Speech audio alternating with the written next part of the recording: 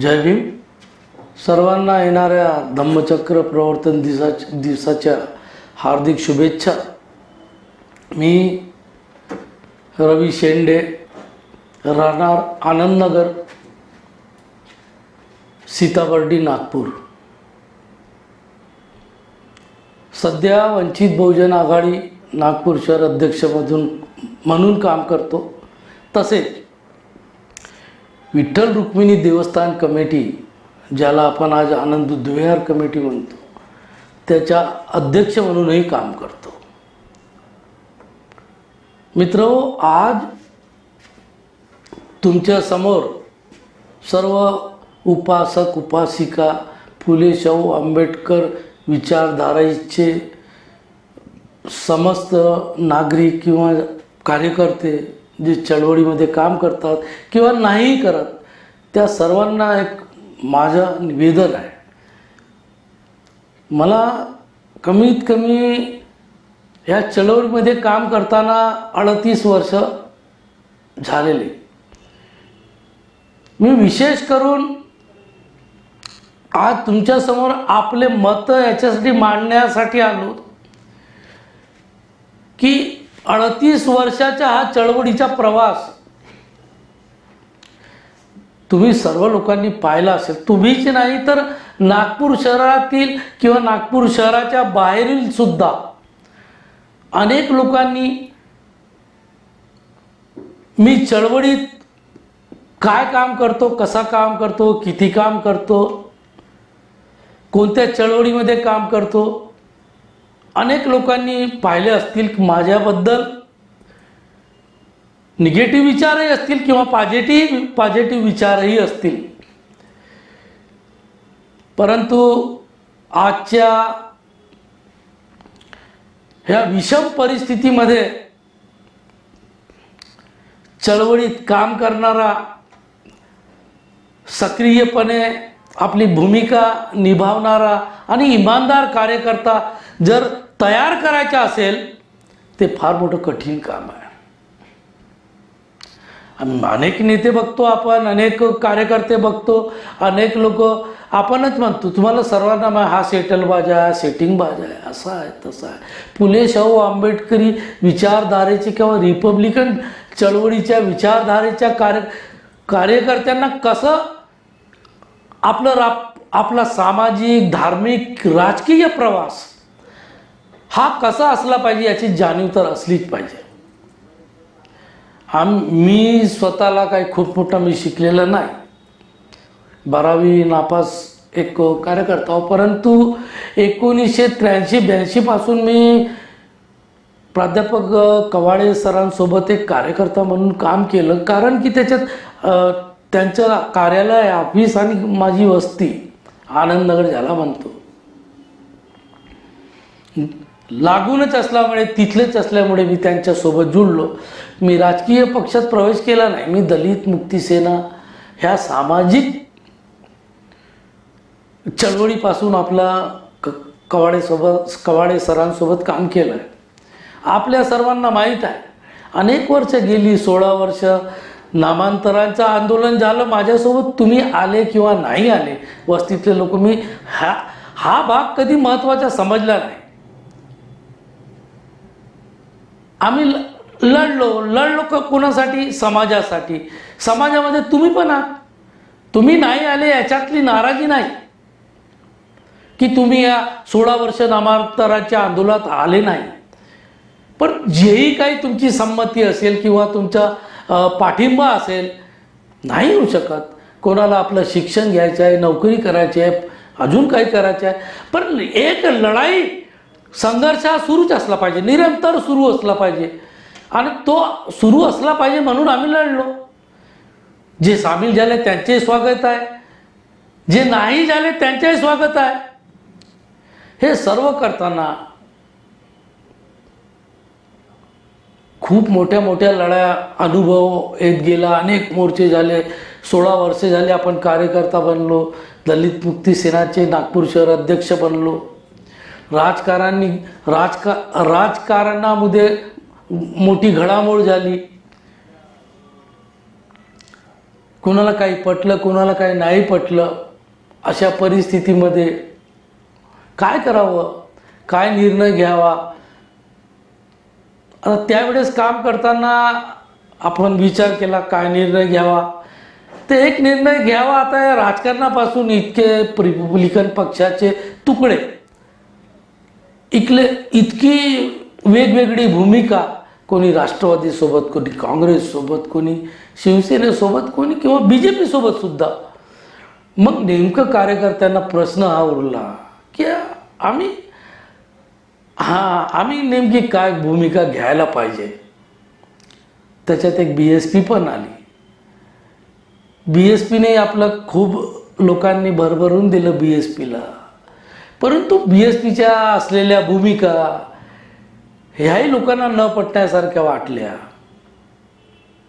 त्याच्यावर मंथन किंवा चिंतन किंवा डिबेट्स अनेक करता येते. 30 वर्ष लोकांनी त्यांनाही साथ दिली, परंतु त्यांना एकही विधानसभा क्षेत्र असा आपला बालेकिल्ला म्हणून बनवता आला नाही. एकही आमदार त्यांना निवडून आणता आला नाही.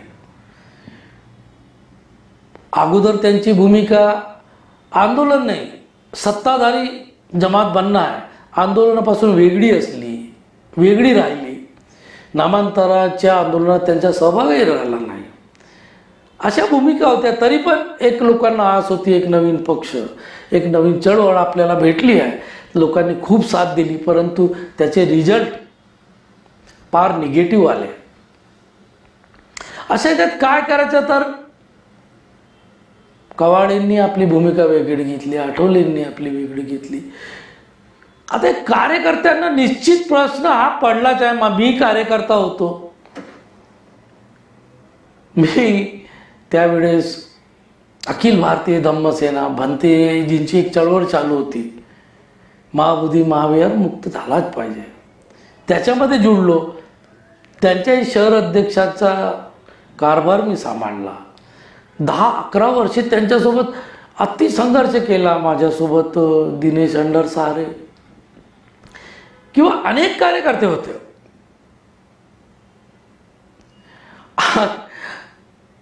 तुम्हाला जे चळवळीत कधीच आले नाही, ज्यांनी चळवळीत कधीच काम केलं नाही, त्यांना माहीतच नाही चळवळ कशी असते, किती प्रयत्नांची पराकाष्ठा करावी लागते, खरंच नाही माहीत हो.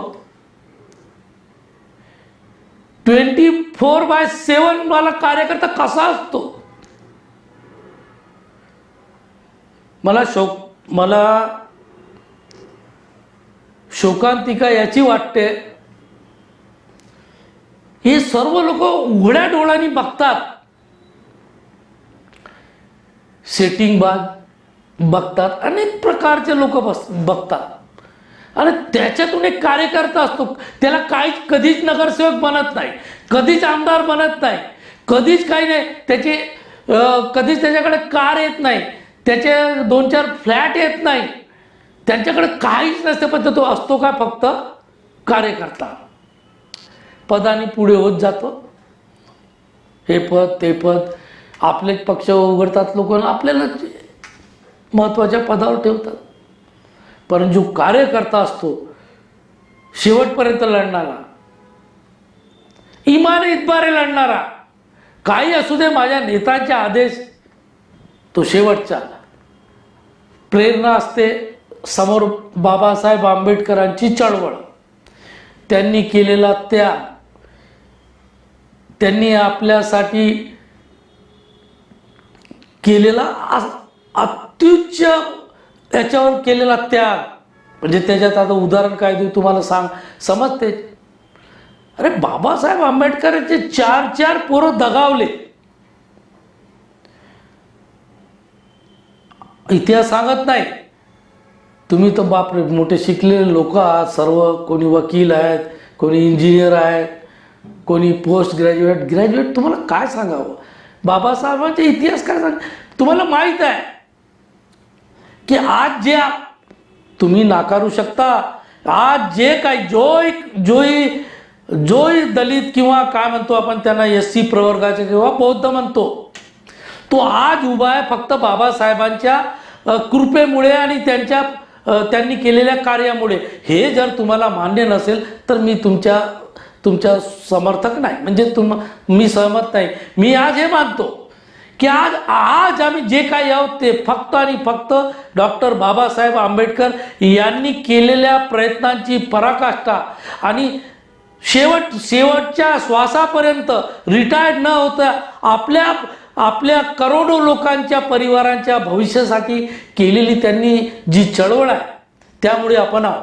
तुम्ही अगर म्हणाल अरे नाही आम्ही शिकलो, आम्ही बी मेहनत केली, अरे पण त्याची व्यवस्था सुद्धा होती का या व्यवस्थेमध्ये की तुम्ही शिकू शकता, तुम्ही चहा पिऊ शकता, टेबलवर बसू शकता. अरे तुम्हाला परवानगी सुद्धा नव्हती शाळेत, सर्व दरवाजे तुमचे बंद होते. म्हणून हे मान्य करावं लागेल, किती शिक्षित असला तरी. मी डिस्कशन करायला तयार आहे. कितीही शिक्षित असला, आजच्या त्या काळात बाबासाहेबांनी अनेक डिग्र्या घेतल्या, पण कोणत्या परिस्थितीत घेतल्या हे महत्त्वाचं ठरतं. तुम्ही आज LLB, LLM, doctorate, MBBS, D.Ed, B.Ed, वकील, बॅरिस्टर, IAS, IPS झाले असतील, परंतु तुम्ही हे कबूल करता का? स्पष्टपणे सांगा एखादा समाजासमोर, हे मी जे झालो, आज जे घडलो फक्त बाबासाहेबांमुळे. असेल हिंमत तर सांगा. तुमचे याच्यावर काय म्हणणं आहे? मी तुम्हाला प्रश्न करतो की तुम्ही कोणामुळे? स्वतःच्या मेहनतीमुळे की बाबासाहेब आंबेडकरांनी निर्माण केलेला स्टेज याच्यामुळे? आणि तुम्हाला काय करायचं होतं याच्यानंतर? पुढच्या 10 लोकांना मदत करायची होती. तुमचे पोट भरले, सर्व भरलं, पण याच्यानंतर मला काय करायचं? अरे तो कार्यकर्ता, त्याच्याकडे रोजगार नाही, कष्ट करतो. ग्रामीण क्षेत्राच्या कार्यकर्त्याला मी मानतो, शेतमजूर, कष्टकरी. ही चळवळ आज बाबासाहेबांची उभी राहिली ना. माझ्या मते मी 12वी नापास माणूस सांगतोय. इथे तर बाबासाहेबांपेक्षाही मोठे मोठे विद्वान आहेत. जी तो एक मानकर होता, धी मानकर म्हणते स्वतःला, विजय मानकर. नाव पक्षाच्या आंबेडकर राईट पार्टी, आणि त्याच्या एक ऑडिओ प्रसारित झाला की बाबासाहेबांनी ह्या चुका केल्या. 10 चुका काढल्या त्यांनी बाबासाहेबांच्या. त्या नालायकाला मारायला लोक शोधत होते, गायब झाला, दिसला तर मारणारच इथले लोक. असल्या प्रकारचे लोक बाबासाहेबांचं महत्त्व कमी करू पाहणारे लोक. मी तुमच्या समोर जे आनंदनगरमध्ये काम केलं, तुम्हाला सर्व प्रवास माहीत आहे. हे मी नामांतराच्या लढाई 16 वर्ष, किंवा भंते सुरेश ससाई सोबत 11 वर्ष. बौद्ध गया, महाबोधी, महाविहार मुक्त झालंच पाहिजे. दिल्लीला मोर्चा लाखोंचा काढला, पटनाला काढला, गयाला काढला, हैदराबादला काढला, नागपुरात काढला. माझ्याच आनंदनगरचे लोक काय डोळे मिटून बसले होते का त्यावेळेस? मी कार्यकर्ता दिसत नाही होतो. आज अनेक लोक, विद्वान लोक मला गुंडा सोबत संबोधतात. तिथे समोर म्हणत नाही, लोकांना पसरवतात. परंतु मी कधी मागे हटलो नाही.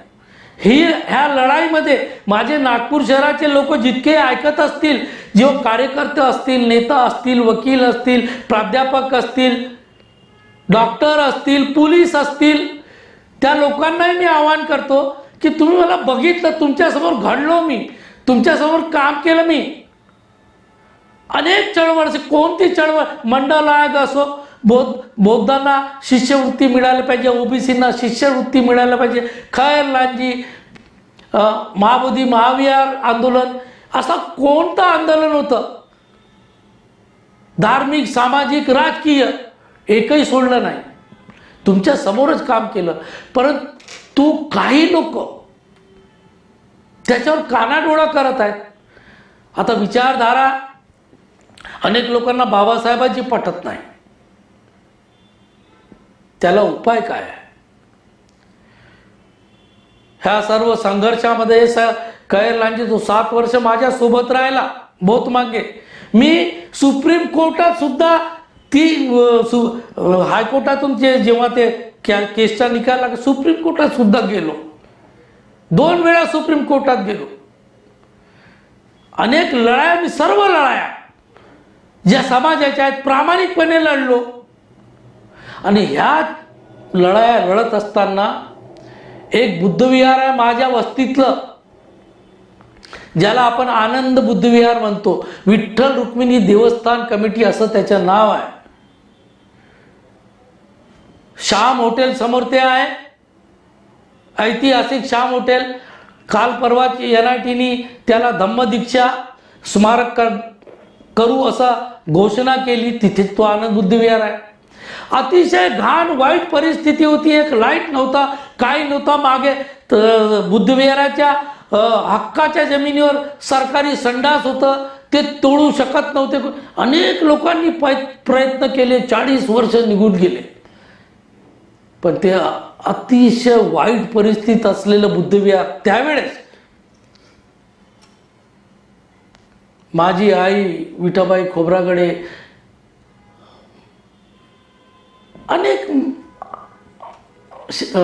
आमची ढाले काकू, ढाली आत्या, कमलाबाई ढाले, घडेबाई, अनेक लोक, ते म्हातारे लोक त्या बुद्धविहारात यायचे, पूजा करायचे. रेखाताई पाटील, हे सर्व पाहत गेलो, हे सर्व पाहत गेलो. पण कार्यकर्ता होतो मी, लढवय्या होतो, काय करावं. म्हणलं आपण इतक्या लढाया लढतो, ह्या बुद्धविहारालाही आपण न्याय दिला पाहिजे. ही आपली अधिकाराची जमीन आहे असं मला सांगण्यात येत होतं, किंवा चर्चा होत होती लोकांची, आपली जगा आहे, सरकारी संडास आहे. नाही, मग हे करत का नाही, याला कोणी परत का आणत नाही. त्या वेळेस त्या बुद्धविहाराची परिस्थिती अशी होती, एक लाईट लागत होता आणि हे आमच्या बुजुर्ग महिला तिथे पूजा करत होत्या. छत पण नव्हतं, फक्त विटा लागल्या होत्या, प्लास्टरही नव्हतं, काही नळही नव्हता, पाणीही नव्हता, पंखाही नव्हता. आणि मी एक कार्यकर्ता म्हणून चळवळ पुढे करत होतो, पुढे नेत होतो या सर्वात. तर हेही वाटलं की हेही काम आपण सुरू करावं. ते काम, त्याच्यात इंटरेस्ट घेतला, सर्व कागदपत्र काढले. त्या आमच्या जागेवर महानगरपालिकेची संडास आणि हे असं लिहिलं होतं. आणि ही जागा ताब्यात घ्यायची होती. करोडो रुपयांची जागा, करोडो, 5, 10, 15 करोडची जागा. लढाई लढलो. त्यावेळेस मी दलित मुक्ती सेना मध्ये साहेबांसोबत काम करत होतो, कवाडे सरांसोबत. अनेक सहकारी माझ्यासोबत आले. अनेक 100 वर्ष जुने कागदपत्र, 110-12 वर्षापूर्वीचे, अनेक महिने लागले. अनेक ठिकाणी गेलो, माझ्यासोबत अनेक लोकांनी काम केलं त्यावेळेस. हे सर्व शोध की ही जागा आणायचीच परत, आणि इथे जयभीम टावर उभारायचा हा निर्णय त्यावेळेस 2002-03 मध्येच घेतला होता. ह्या लढाया चालूच होत्या, तरी पण ही पण लढाई सुरू होती. मी सुरू केलं. अनेक लाखो रुपये मला लागले, कारण की मी सुरुवात कुठून केली, त्या प्लास्टरपासून केली. इथे पंखे लावा, इथे हॉल नव्हता, अर्ध्या दिवाली होत्या, संडासची अर्धी दिवाल होती. एक मूर्ती आज जी आहे हे कुठेतरी एका साईडला होती. हे सर्व मी काय चंदा मागून, आजकाल एक वेळा 100 रुपये चंदा दिला कोणी, डोनेशन दिलं तर तो म्हणतात माझं खूप सारं काम झालं, आता मला द्यायचं नाही. चंदा मागून खूप सारे काम होत नसतात. म्हणून त्याच्यासाठी काही एक्स्ट्रा ऑर्डिनरी करावंच लागतं. मी केलं. अनेक वर्ष, 10 वर्ष मी कॉर्पोरेशन सोबत लढलो. मी तोडून टाकले संडास आणि त्याच्यावर पजेशन. ॲक्च्युली तुम्हाला एक सांगतो, तुम्ही माझ्या विरोधात 2 वकील आहात, तुम्ही माझ्यावर केसही टाकलेत. पण तुम्हाला सांगतो, मी 3दा त्याच्या प्रत काढली, मोजमाप केली. ताबा मिळवला. सर्वात पहिले ताबा महत्त्वाचा असतो, की तुमच्या ताबा तरी त्या जागेवर आहे का. तुम्ही 100 वर्षात जुना दावा सांगता, तर त्याच्यासाठी पैसे, हिंमत, ताकद हे सर्व लागत होती. आता पुढे काय होणार, ही आपण तोडलं, संडास तोडली किंवा कार्पोरेशन, काय होणार. आता या काय होणार हा विचार करत बसलो असतो तर काही झालं नसतं. मी माझ्या सहकाऱ्यांना सर्वांना सोबत घेतलं, ध्वस्त करून टाकली सरकारी संडास. ते 100-110 वर्षापूर्वीचे जुने कागद मी 2 वर्ष मेहनत करून आणून ठेवलीच होती. अनेक वेळा पोलीस आली, नागपूर सुधार प्रन्यास किंवा महानगरपालिकेचे दस्ते आले, हे कर खूप अडचण गेली, खूप अडचण गेली. ह्या सर्वांना फेस करत करत लढाई लढत आखरीमध्ये 2010 मध्ये मी महानगरपालिकेला हरवून टाकलं. आणि ही जागा, ही मिळकत ही विठ्ठल रुक्मिणी देवस्थान कमिटीची आहे, हे जाहीर त्यांनी SLRनी केलं. त्यावेळेस तुम्हाला सर्वांना सांगतो, तुम्ही कोण कोण बघा, आता तुम्ही माझे जितके विरोधी लोक आहात आनंदनगरमध्ये, की तुम्ही मान्यच करत नाही या सर्व, हे सांगत नाही. ॲडव्होकेट नगरारे, ॲडव्होकेट वराडे, कांचन वराडे आणि तुमचे सहकारी सर्व, तुम्ही 2 वकील जाणकार लोक आहात. त्यासाठी मला हा संघर्ष करीत असताना इकडे खैरलांजीचा लढाई सुरू आहे, इकडे महाबोधी महाविहार सुरू आहे, इकडे बौद्धांचे प्रश्न सुरू आहेत, इथे अनेक अन्याय अत्याचाराच्या लढाई सुरू आहेत. आम्ही 24/7 कार्यकर्ता आहोत. आम्ही जेव्हा घरून येतो आणि आपल्या कार्यालयात बसतो तिथपासून सुरू होते. तुम्ही आपल्या नोकरीवर जाता, आपल्या कोर्टात जाता, आपले कामं करता, तुम्ही आमच्यासोबत येत नाही हा प्रश्नच नाही, नका या तुम्ही. परंतु आम्ही जे करतो त्याला सुद्धा विरोध करता तुम्ही, हा प्रश्न आहे ना. तुम्ही नाही आले, कुणाला तर लढावंच लागेल म्हणून आम्ही लढतो. आता आम्ही काय चुकीचं लढतो का. आम्ही तुम्हाला गठ्ठाभर असे प्रकरण दाखवू शकतो, असे गठ्ठा की आम्ही कोणासाठी लढलो, कोणत्या कोणत्या विषयावर लढलो, शिक्षणाच्या विषयावर लढलो. एखादा माणूस मेडिकली साठी इथे आपल्या आरोग्यासाठी, त्यांच्यासाठी इतके गठ्ठे दाखवू शकतो. तुम्ही म्हणाल ती इतके उदाहरण देऊ शकतो, नाहीतर अनेक पेपराच्या बातम्या तुम्हाला सर्वांना देऊ शकतो, कोणत्या विषयावर आमची लढाई झाली. टी व्हीवरच्या बातम्या किंवा यूट्यूब चॅनलवरच्या बातम्या तुम्ही वाचू शकता. आणि ह्या सर्व लढाई लढत असताना तुम्ही मला कुठेच दिसलं नाही हो, कुठेच नाही. मी तुम्हाला ह्याच्यासाठी बोलतो की तुम्ही माझ्या विरोधात उभे झाले सर्व लोक. तुम्ही चॅरिटीमध्ये केस टाकली की इलेक्शन घ्या, मान्य आहे, इलेक्शन घेतलंच पाहिजे. परंतु आजपर्यंत 60 वर्षाच्या वयापर्यंत मी कधीच पाहिलं नाही की या संस्थेमध्ये इलेक्शन झाले. जे राहिले ते चुकीचं होतं. परंतु जेव्हा मी इथे एंट्री केली,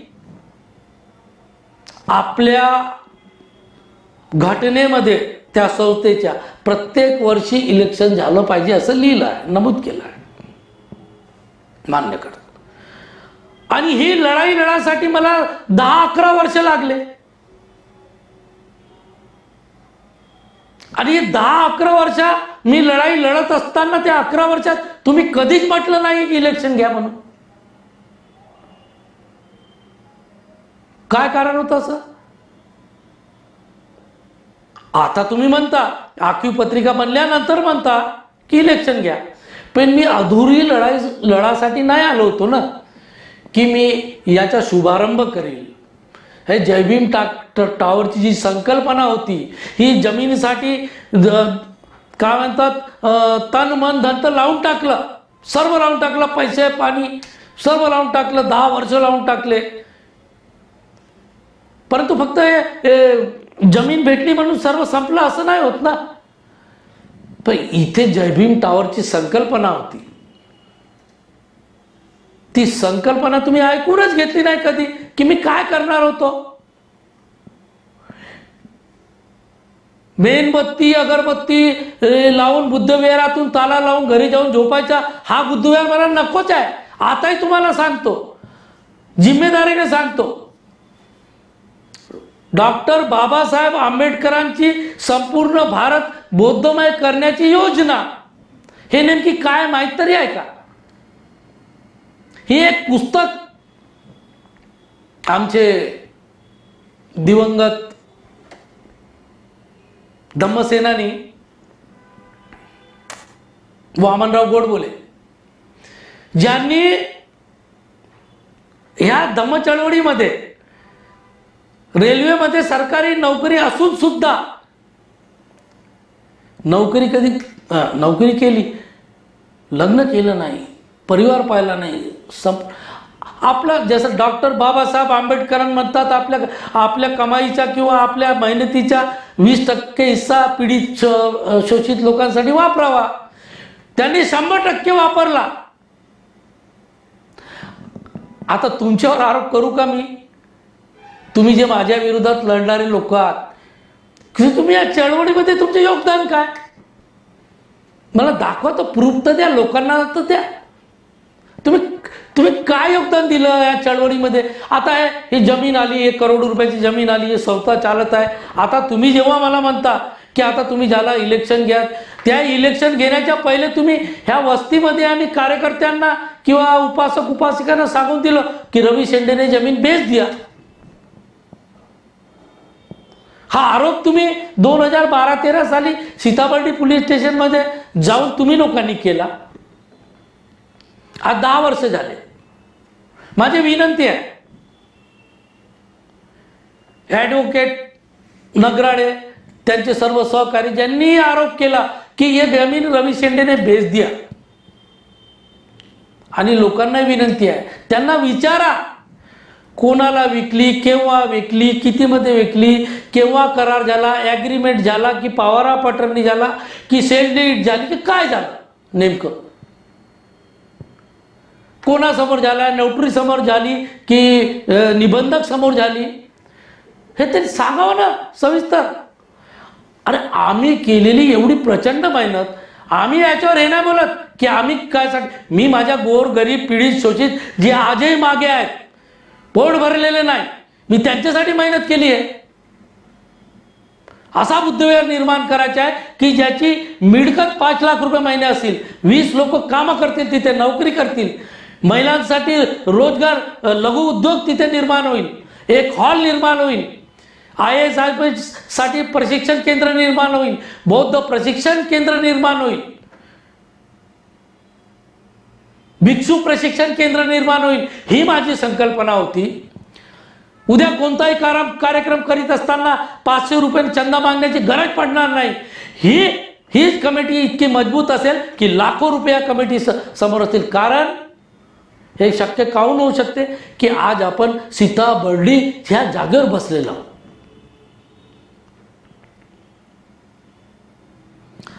आणि ज्यामुळे लोकांचं कल्याण होत असेल तो मार्ग चांगला की कल्याण नाही व्हायचा, मेणबत्ती अगरबत्ती लावून बुद्धविहार चालवायचा, हा चांगला विचार तुम्ही करा. अनेक बौद्ध पंडितांना, विचारवंतांना बसवा तिथे. आम्ही म्हणतो की इथे बौद्ध प्रशिक्षण केंद्र झालं पाहिजे, भिक्षू प्रशिक्षण केंद्र झालं पाहिजे. तिथे पहिले बालवाडी होती, आता अत्याधुनिक KG1 KG2 झालं पाहिजे. मोरमध्ये जसा हॉल आहे तसा तिथे हॉल झाला पाहिजे आपल्या स्वतःच्या मालकीच्या. आता हे तयार कसं करायचं? तुम्ही म्हणता समाज कल्याणच्या मार्फत मागा किंवा आमदार खासदार फंड घ्या. अरे मला सर्व कल्पना आहे. मी ह्या पहिले अनेक किती फंड देतात, 50 वर्ष लावून देतील 5 लाख रुपयाचा फंड द्यायला. तुम्हाला विचारलं या लोकांना सर्वांना, तुमच्या विरोधी लोकांना कसं करायचं, तो तुम्ही असे उत्तर देता. तुमच्याकडे काही स्कीम नाही. सांगा रे मला. वर्षानुवर्ष निघून गेले पण काही सांगितलं नाही. फक्त माझ्या विरोधात केस टाकून टाकले तुम्ही चॅरिटीमध्ये किंवा कोर्टात. काम थांबवून दिलं, अवैध आहे. अरे काम सुरूच नव्हतं झालं तर अवैध कुठून आहे? आमची संकल्पना होती, फक्त आमचा विचार होता असं करायचा. जोपर्यंत महानगरपालिकेमध्ये ते आपण भरत नाही, बांधकामचा जो बी हे असतो आणि परवानगी घेत नाही, तोपर्यंत बांधकाम करता येत नाही. बांधकाम सुरू होण्यापूर्वी ॲडव्होकेट नगराने टाकून दिला की अवैध बांधकाम आहे. बांधकाम कुठं होतं सुरू? तुम्हाला पूर्वकल्पना देण्यात येत होती की जर इथे जय भीम टावरचं काम सुरू करण्यात आलं तर तुम्ही आपल्या जितके किरायेदार आहात त्यांना त्यांची जेवढी जागा आहे तेवढी देण्यात येईल. कोर्टातून लिहून देतो आम्ही, हे मी तुम्हाला सांगितलं होतं. परंतु तुम्ही तसं न करता आम्ही किरायेदार, आम्ही स्वतःच मालक आहोत या विचाराने ॲडव्होकेट नगरारे आणि तो गुगरे तुम्ही 10-12 वर्षापासून किराया बंद केला, माझ्या विरुद्ध तक्रारी केल्या. आम्हाला जय भीम टावर तर बांधू दिलंच नाही, परंतु आम्हीच हे सर्व विकून टाकलं अशा आमच्यावर आरोप केले. आता ते सिद्ध करून दाखवा. 10 वर्ष झाले की आम्ही कुठे विकलं, केव्हा विकलं, कोणाला विकलं, कोणत्या ह्याच्यात विकलं, कुठे रजिस्ट्री केली, कुठे नोटरी केली. मी याच्यासाठी खटाटोप करतो की मी एक कार्यकर्ता आहो. मी स्वतःला काही नेता शहर अध्यक्ष वगैरे अनेक सर्व संघटनाच्या राहिलो, परंतु त्या प्रादुर्भावात कधी मी राहिलोच नाही. मी भीमसैनिक मानतो स्वतःला, सैनिक आहो मी. आणि तुम्ही माझ्यावर आरोप करता अशा ठिकाणी की जिथे मी जन्मलो, त्या ठिकाणचे लोक माझ्यावर जेव्हा असा आरोप करतात आणि मला नागपूर शहरच नाही, जिल्ह्यात नाही तर महाराष्ट्रात लोक ओळखतात, हे तुमच्यामुळे नाही. तुम्ही मला क्लीनचे हे काय चीट देतो म्हणलं त्याच्यानं तुमची गरजही नाही मला. आज पोलीस, मी एक क्रिमिनल होतो म्हणजे पास्ट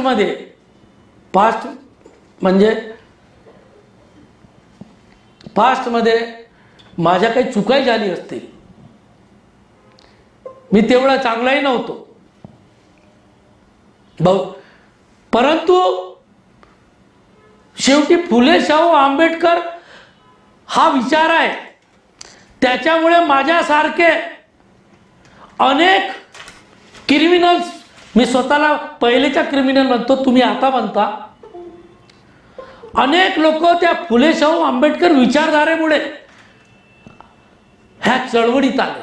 अनेक लोक, अनेक लाखो लोकांवर केसेस असतील हो, जो फुले शाहू आंबेडकर चळवळीमध्ये आहे की नाही. अनेक लाखो तपासून पहा, तुम्ही शिकले सवरले लोक आहात. परंतु ते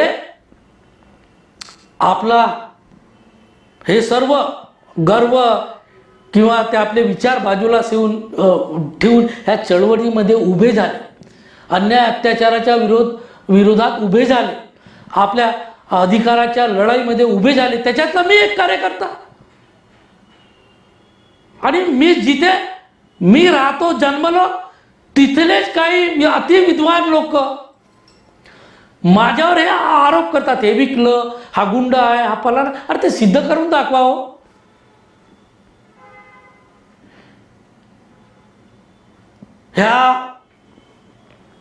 मी जेव्हा कॉर्पोरेशनशी 10 वर्ष लढलो, कॉर्पोरेशन वर्सेस विठ्ठल रुक्मिणी देवस्थान कमिटी, मी सरकार विरोधात लढत होतो.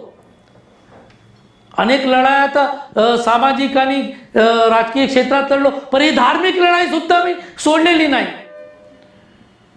किती त्रास झाला असेल आता तुम्ही कल्पना करू शकता की नाही, तुम्हाला माहीत आहे की नाही माहीत नाही. अहो, हे सर्व काम करीत असताना आता तुम्हाला एक गोष्ट अजून सांगतो मी.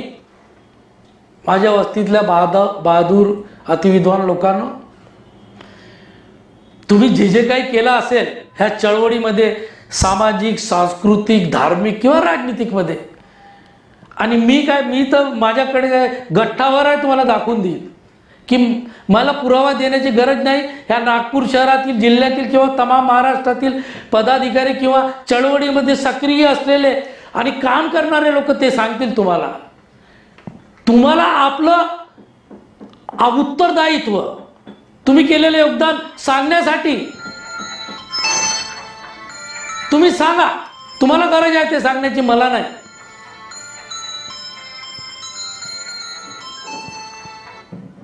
मी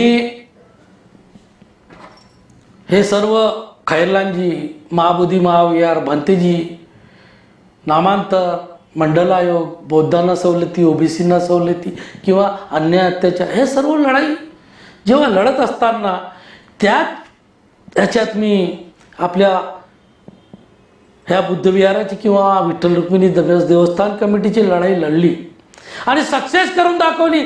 त्याच्यामध्ये मला अनेक योजना आखाव्या लागल्या, तोडून टाकली मी संडास. मग ताबा पाहिजे होता, तर ताबा घेण्यासाठी काय करावं, काय करावं? त्या खुल्या जागेवर ताबा तर पाहिजे, जागा आपली. मी तिथे जिम खोलला, मी तिथे कॅरम खोलला, मी तिथे क्लब खोलला, अश्वगोज सोसायटीच्या माध्यमातून लायसन्सची एक संस्था खोलली. जे काही उत्पन्न आलं ते येणाऱ्या आंदोलनासाठी किंवा आपल्या होणाऱ्या ह्या लढाईसाठी, संघर्षासाठी केली.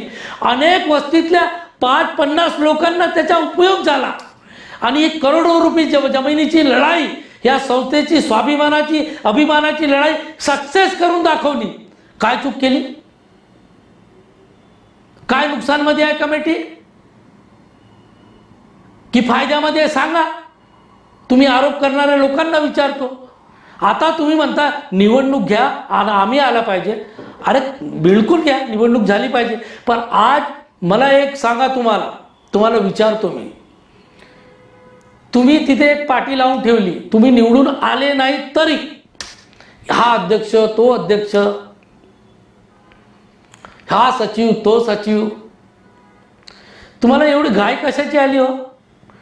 तुमचे योगदान शून्य, तुम्ही काहीच लढाई लढली नाही. तुम्ही अगरबत्ती मेणबत्ती लावून आपल्या घरी जाता. आमची संकल्पना, आमची सोच दुसरी आहे. आम्ही कुठे सोच घेऊन चाललो आणि तुम्ही कुठे घेऊन चालले, ही संकल्पना बदलावी लागेल ना. बुद्धविहार कशा असावेत? चळवळीचे केंद्र असावेत, बौद्ध प्रशिक्षणाचे केंद्र असावेत, शाळा कॉलेजेस झाल्या पाहिजे असे बुद्धविहार असावेत. ही बाबासाहेबांची संकल्पना आहे. तुमच्याकडे काही वेगळी असेल, तुमच्या विद्वान लोकांकडे, तर मला सांगा तुम्ही लोकांसमोर कसं असावे बुद्धविहार. हे आवाहन करतो, तुम्हाला प्रश्न करतो. काल परवा 5 किरायेदार आहेत आपल्या संस्थेमध्ये. त्याच्यातून एक पिंटू बोरकर म्हणून आहे, त्याच्या एक फक्त पानठेला होता 5-6 फुटाच्या, 5 फुटाच्या. त्याच्या अतिशय गळत होता. तो आला माझ्याकडे, भाऊ पूर्ण तुटला, गळून राहिला, मी बांधू का आपलं? मला कर रे दुरुस्तीची. मी त्याला परवानगी दिली. तोही वस्तीतला माणूस. बाकी लोकांनी मला न विचारता आपापले पक्के बांधकाम करून घेतले आजूबाजूच्या लोकांनी. आणि हा बांधायला गेला तर 2 फूट वाढवतो, 3 फीट वाढवतो, असे काही लोक, हे माझे विरोधी लोक माझ्यावर हे करतात. मी वाढवू द्या ना, वस्तीतला आहे, त्याच्या सर्वात कमी आहे. बाकी लोकांच्या 10 फीट आहे तर त्याच्या 4 फीट आहे. 2 फीट वाढवलं तर का फरक पडते? तुमच्यासाठी, तुमच्या सर्व वस्तीसाठी किंवा कार्यकर्त्यांसाठी, गरीब कार्यकर्त्यांसाठी मी स्वतः लढून लाखो करोडो रुपयाची जागा मिळवून दिली ते तुम्हाला. हे तुमच्यासाठी आहे.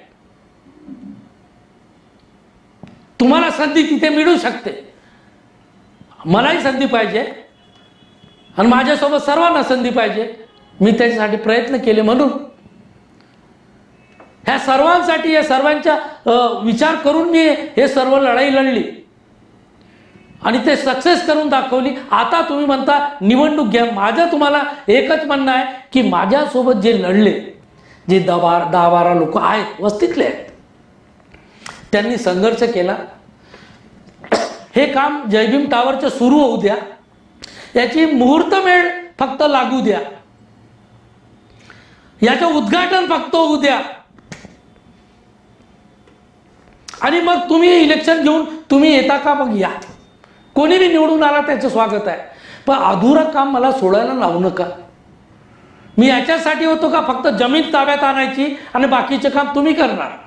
आणि मग हे माझ्यासोबत ज्या लोकांनी मेहनत केली त्याचं काय?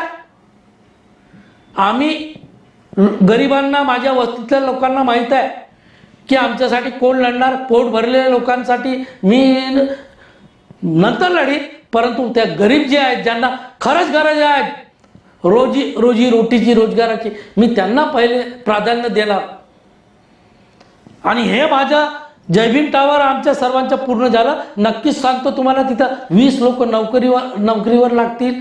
महिलांचा लघु गृहोद्योग सुरू होईल. एक हॉल बनेल, KG1 KG2 शाळा बनेल, बौद्ध प्रशिक्षण केंद्र बनेल, भिक्षू प्रशिक्षण केंद्र बनेल. 5 लाख रुपये महिन्याचं उत्पन्न तिथे येईल. अनेक लोकांना दुकानही भेटतील. हा आमचा हे होता उद्देश. पण त्यांनी विचारलंच नाही, केलंच नाही, लगेच केस टाकून टाकले.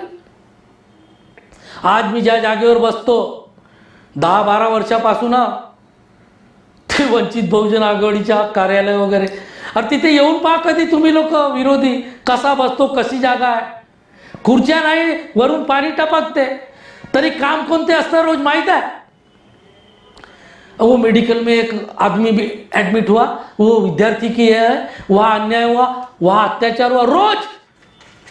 ये तुम आरोप करने और तुम ये विद्वान लोग, तुम ये सब चक्कर में, मैं जो बोल रहा हूँ ना, इसमें कभी कहे तुम वकील हो, 2 वकील, तुमने क्या भूमिका निभाई तुम्हें बताओ. सुप्रीम कोर्ट गए क्या तुम लोग कभी? मैं 2 बार सुप्रीम कोर्ट में जाके आया. कौन से समाज के प्रश्नों पे लड़े तुम? उल्टा मेरे को घेराघारी तुम कर रहे हो, अन्याय कर रहे हो लोगों पे, लोगों को सच्चाई से दूर रख रहे हो, झूठ बता रहे हो, बेच दिया, इस दिया. मैं तुमको बताता हूँ कि 10 साल अगर हो गए मैंने किसी को बेच दिया तो तुम बाल की खाल निकाल के रख दिए रहते. तुम वकील हो, लेकिन तुमको भी मालूम है कि ये सब झूठ है. अब मैं तुमको चैलेंज ये करता हूं कि जल्द से जल्द मैंने कौन से तारीख को, किसको, कब, कहाँ, कौन से कंडीशन में बेचा, ये तुम बता दो. नहीं तो लोगों से माफी मांग लो. तुम कोई मेरे विरोधी नहीं हो, तुम कोई मेरे दुश्मन भी नहीं हो, तुम सारे बस्ती के लोग हो. लेकिन समय के साथ उचित समझौता करना, मध्यम, अपन बौद्ध के मध्यम मार्ग को मानने वाले लोग हैं, वो मार्ग निकालने की कोशिश करो. किसी आदमी को, किसी व्यक्ति विशेष को एकदम डोमिनेट करना, आरोप करना, मध्यम मार्ग को छोड़ देना, बुद्ध विचारों को छोड़ देना. आरोप करने के पहले उसकी चिकित्सा कर लेना चाहिए कि हम क्या बोल रहे हैं, क्या कर रहे हैं. और मुझ पे आरोप कर रहे हो तुम.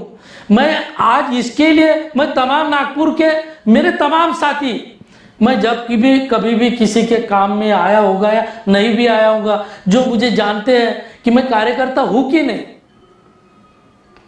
मैं तमाम मेरे साथी, बुद्ध विहार के अध्यक्ष, महाबोधी महाविहार आंदोलन के लोग, किंवा अनेक राजनीतिक संगठन के लोग, किंवा सामाजिक, सांस्कृतिक, धार्मिक संगठन के लोग, ये बताए मुझे कि रवीश इन पे अभ्यास करो. आपको मैं सबको विनंती करता हूं कि ये जो 5 लोग, ये जो 6 लोग मेरे बस्ती में है, अब चिमनकर नहीं है समता सैनिक दल की, खैरलाल जी, मैं हर साल 29 को जाता हूँ, 29 सितंबर को, अभी 4 दिन बाद जाने वाला हूँ.